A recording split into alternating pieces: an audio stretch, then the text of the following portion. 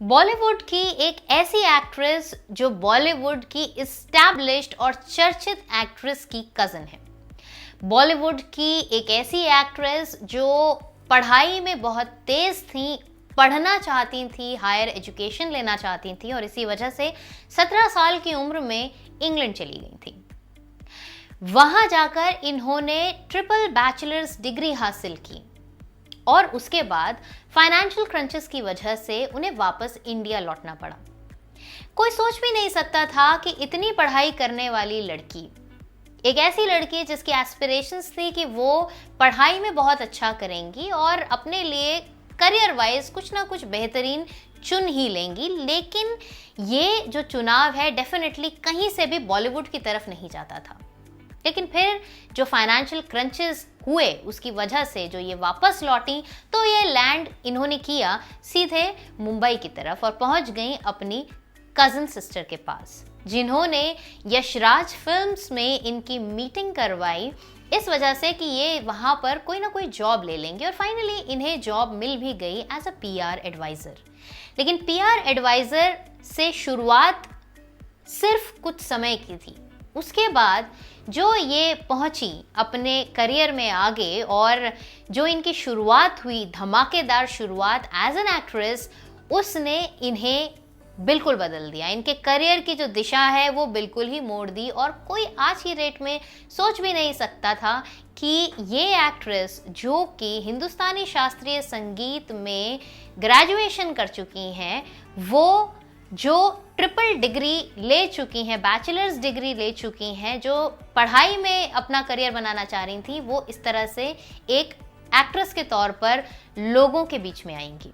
जी हाँ, बॉलीवुड बुलशिट के इस एपिसोड में हम बात करेंगे बॉलीवुड की इस सक्सेसफुल एक्ट्रेस यानी कि परिणीति चोपड़ा के बारे में और बहुत कुछ हम आपको बताएंगे अपने इसी एपिसोड में जो कि बेस्ड है परिणीति चोपड़ा के जिंदगी से। तो फिर हमारे साथ जुड़े रहिए और जानिए ये सारे फैक्ट्स बॉलीवुड एक्ट्रेस परिणीति चोपड़ा के बारे में। परिणीति चोपड़ा हिंदी फिल्मों की जानी मानी एक्ट्रेस हैं। इन्होंने एक्टिंग के अलावा हिंदी फिल्मों में एक सिंगर के रूप में भी अपना नाम बनाया। धागे तोड़ लाऊं चांदनी से नूर के। परिणीति चोपड़ा ने एक्टिंग की अपने करियर की शुरुआत साल 2011 में की। जब एक्टिंग को इन्होंने एज करियर ऑप्शन चुना, उसके बाद से लेकर आज तक परिणीति ने कभी पीछे मुड़कर नहीं देखा। परिणीति ने लेडीज वर्सेस रिकी बहल, इश्कजादे, शुद्ध देसी रोमांस, हंसी तो फंसी जैसी बड़ी बड़ी फिल्मों में काम किया। उन्होंने माना कि हम यार नहीं इस गाने में एज अ सिंगर भी परफॉर्म किया। माना कि हम यार नहीं। परिणीति ने साल 2019 की हिट फिल्म केसरी में भी काम किया।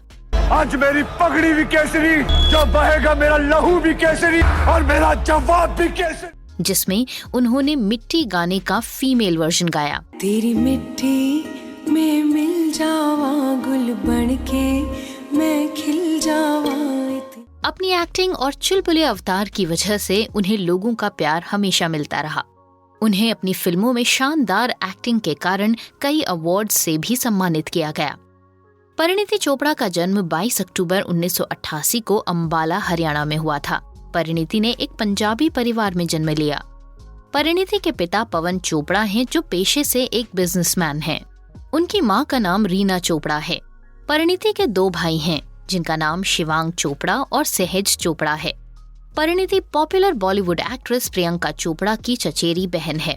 साथ ही मीरा चोपड़ा और मन्नारा चोपड़ा भी परिणीति की चचेरी बहनें हैं।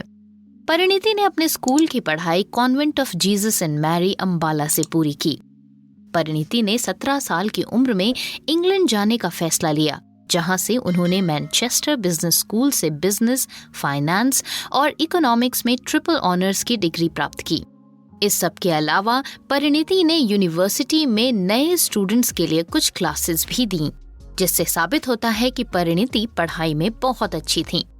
पढ़ाई के दौरान उन्होंने मैनचेस्टर यूनाइटेड फुटबॉल क्लब के लिए खान पान विभाग के टीम लीडर के रूप में भी काम किया।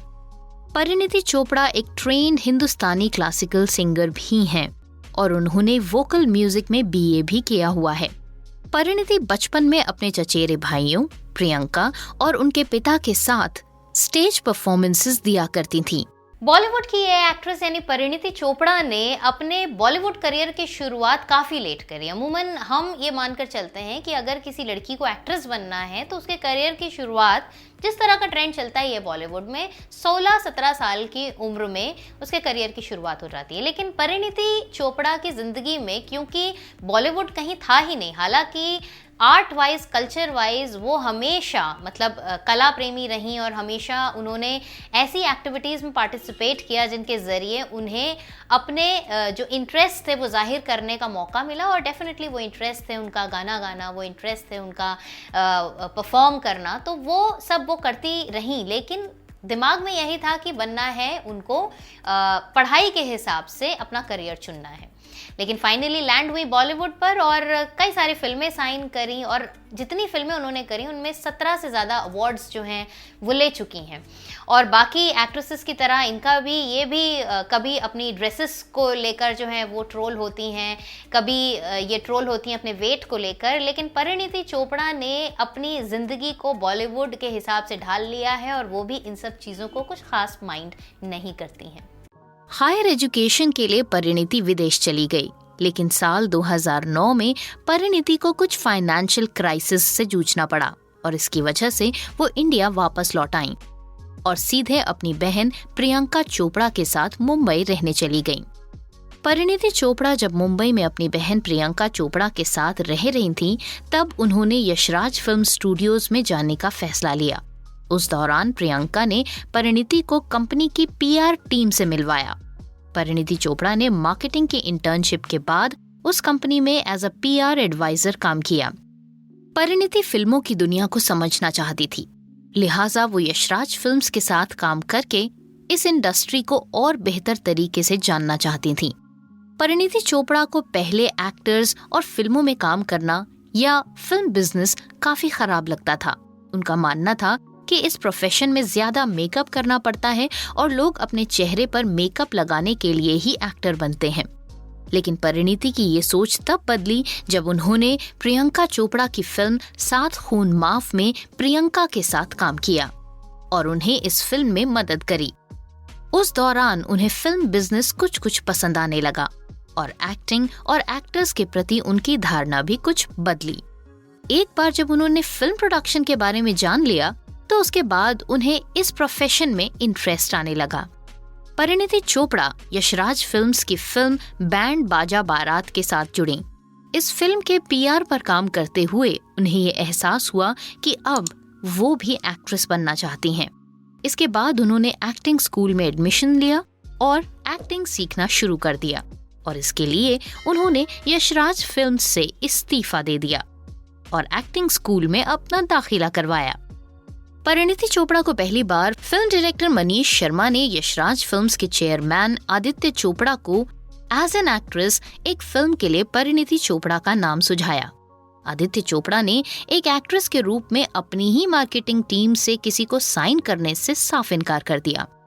जब परिणीति चोपड़ा ने मनीष शर्मा को बताया कि वो एक्टिंग स्कूल जाती हैं और इसलिए उन्होंने नौकरी छोड़ दी है, तो मनीष ने उन्हें कंपनी के कास्टिंग डायरेक्टर से मिलने की सलाह दी। कास्टिंग डायरेक्टर ने परिणीति को मस्ती में ही एक डमी ऑडिशन करने को कहा। उन्होंने फिल्म जब वी मेट के गीत के किरदार के डायलॉग सुनाने शुरू कर दिए, क्योंकि इस फिल्म के डायलॉग उन्हें बहुत अच्छे से याद थे। जब निर्माता ने उनके इस ऑडिशन के टेप को देखा तो वो उनकी एक्टिंग से प्रभावित हुए। साल 2011 में परिणीति चोपड़ा ने अभिनेता रणवीर सिंह और अनुष्का शर्मा के साथ एक सपोर्टिंग एक्टर की भूमिका निभाई। ये फिल्म एक रोमांटिक कॉमेडी थी जिसका नाम था लेडीज वर्सेस रिकी बहल और इसी फिल्म से परिणीति ने अपने फिल्मी करियर की शुरुआत की। इस फिल्म में परिणीति को दिल्ली की एक अमीर और बिगड़ैल लड़की डिम्पल चड्ढा का किरदार निभाना था। सन्नी, आज तू मुझे देख लेगा ना तो 100 टाइम्स आई लव यू बोलेगा। By God, I am looking red hot. इस फिल्म में परिणीति चोपड़ा के अभिनय की काफी तारीफें की गईं। इस फिल्म को भी लोगों ने अच्छा खासा पसंद किया और ये फिल्म बॉक्स ऑफिस में एक सक्सेसफुल फिल्म के रूप में दर्ज हुई। परिणीति चोपड़ा ने साल 2012 में हबीब फैजल द्वारा निर्देशित रोमांटिक ड्रामा फिल्म इश्कजादे में अभिनय किया। शहजादे हैं, शक को जिताएंगे। इस फिल्म में परिणीति ने अभिनेता अर्जुन कपूर के साथ काम किया। ये फिल्म परिणीति चोपड़ा के करियर की खास फिल्म थी, क्योंकि ये उनके करियर की एज ए लीड एक्ट्रेस पहली फिल्म थी। इसी साल परिणीति चोपड़ा ने एक और फिल्म में काम किया, और ये फिल्म थी शुद्ध देसी रोमांस, जिसमें उनके ऑपोजिट थे सुशांत सिंह राजपूत। अब जिसको जो कहना है वो तो कहेगा ही। इसके बाद साल 2014 में परिणीति चोपड़ा ने फिल्म हंसी तो फंसी में काम किया, और इस फिल्म में भी परिणीति चोपड़ा के किरदार को लोगों ने काफी पसंद किया। लेकिन साल 2014 में ही उन्होंने एक और फिल्म दावते इश्क में काम किया, लेकिन इस फिल्म को लोगों ने कुछ खास पसंद नहीं किया, और न ही इस फिल्म ने बॉक्स ऑफिस में कोई खास कमाई की। इसके बाद आई परिणीति चोपड़ा की फिल्म किल दिल। इस फिल्म में परिणीति ने गोविंदा, रणवीर सिंह और अली जफर के साथ काम किया। इस फिल्म को क्रिटिक्स और जनता दोनों में से किसी ने भी पसंद नहीं किया, और ये फिल्म भी बॉक्स ऑफिस पर पूरी तरह फ्लॉप रही। ये परिणीति की लगातार दूसरी फिल्म थी जो फ्लॉप हुई। 2014 के बाद परिणीति चोपड़ा ने लगभग 3 सालों तक किसी भी प्रोजेक्ट में काम नहीं किया, और फिर साल 2017 में यशराज फिल्म्स के रोमांटिक ड्रामा फिल्म मेरी प्यारी बिंदु में उन्हें देखा गया। इस फिल्म में परिणीति ने अभिनेता आयुष्मान खुराना के साथ काम किया, लेकिन ये फिल्म भी परिणीति के करियर में कुछ खास कमाल नहीं दिखा पाई और बॉक्स ऑफिस पर औंधे मुंह गिर पड़ी।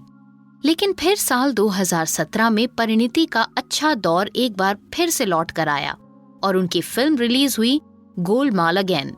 इस फिल्म ने बॉक्स ऑफिस में ताबड़तोड़ कमाई की और परिणीति के अभिनय को भी लोगों ने खूब सराहा।